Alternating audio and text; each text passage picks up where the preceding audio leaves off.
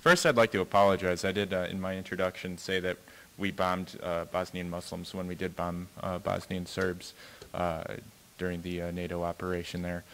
Just in response, I'd have to say I am in agreement with the fact that sometimes the left can degenerate into supporting ethnic fascism.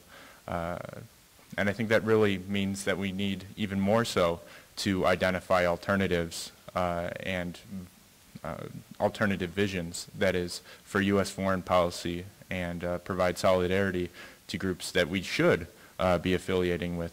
We shouldn't idealize Muqtada al-Sadr or the Iraqi Islamic Party or any variety of Islamic resistance groups, because they really are ethnically based. They are sectarian, and they're fighting it out right now.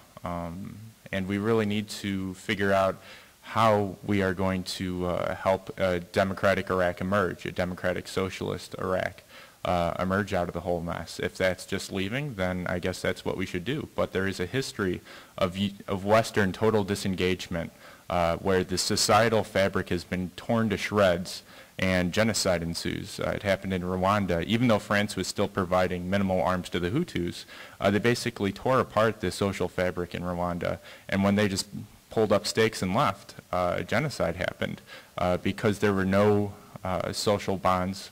It was totally warped by the imperialist presence there. The same thing happened in Afghanistan. We basically armed a bunch of thugs and then let them duke it out afterwards.